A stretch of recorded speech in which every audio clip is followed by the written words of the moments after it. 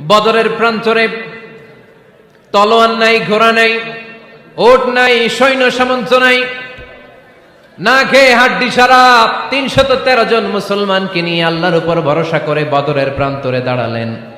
আর ওইদিকে কাফেরদের সৈন্যবাহিনী ছিল ১,০০০।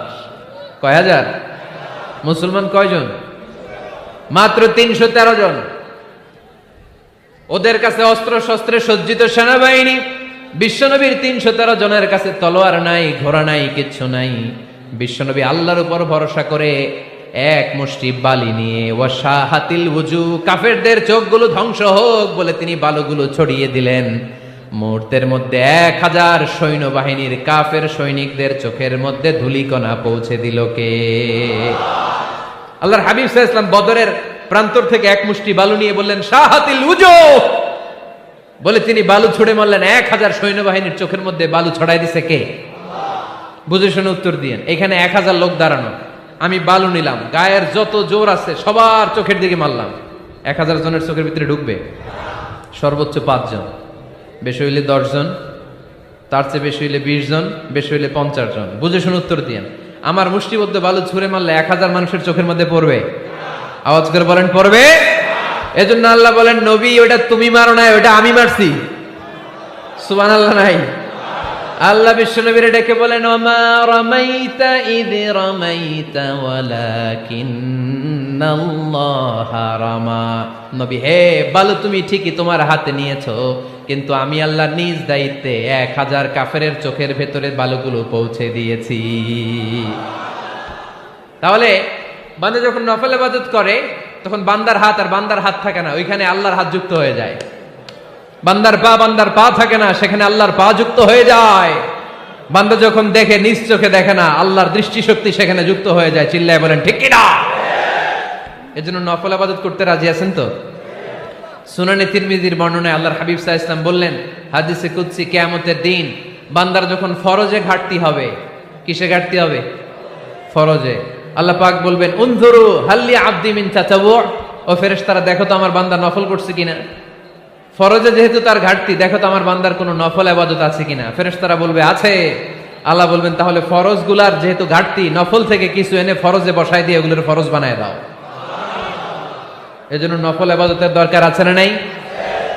ফরজ তো করাই লাগবে, এটা কম্পালসারি, এটার মাফ নাই, এটা অব্লিগেটরি। নফল করে আল্লাহর কাছে যাওয়া যায়। নফল হচ্ছে ওভারটাইম। নফল ইবাদত কেমন? আওয়াজ করে বলেন। তাহলে কোরআনের আলোকে আমরা জানলাম যে আল্লাহর কাছে যেতে হলে কি করতে হয়? সেজদা দিতে হয়।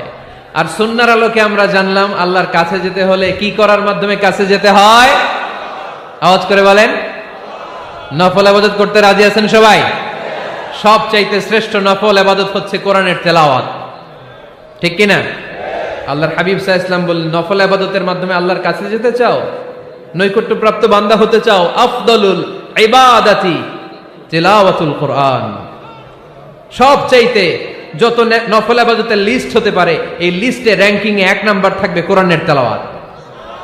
এই কোরআন তেলাওয়াত করতে রাজি আছেন তো? আমার হাতে যে কিতাবটার নাম কি? সবাই বলতে পারেন নাই? আওয়াজ করে বলেন তো কিতাবটার নাম।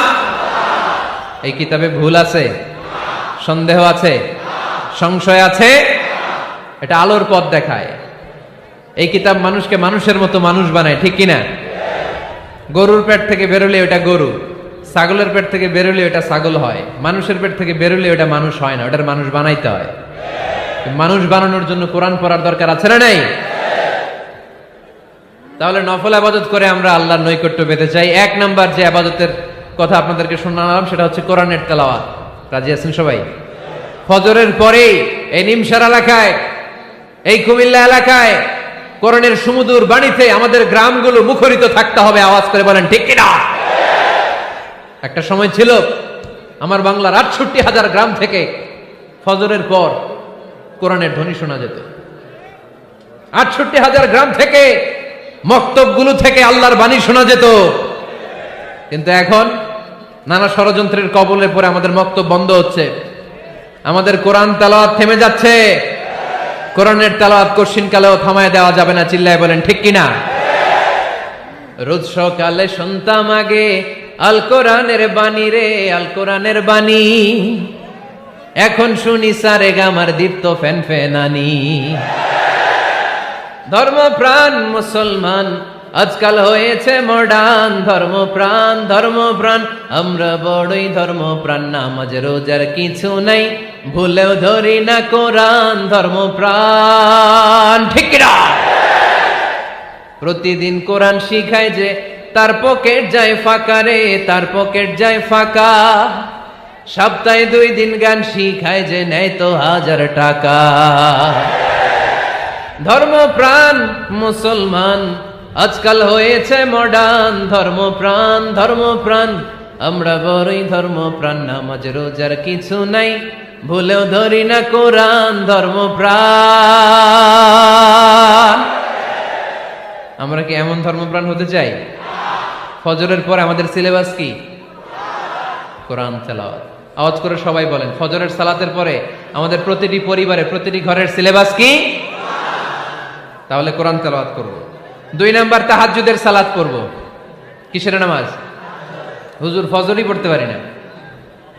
ফজরই যে ফজর পড়ে তার জন্যই না তাহাজ্জুদ, ঠিক কি না? ফজরই তো পড়তে পারি না, তাহাজ্জুদ পড়ব কখন? তাহাজ্জুদ পড়লে আপনার মর্যাদা বাড়ায় দিবে কে? রব্বুল আলামিন বলেন, ওয়া মিনাল লাইলি ফাতাহাজ্জাদ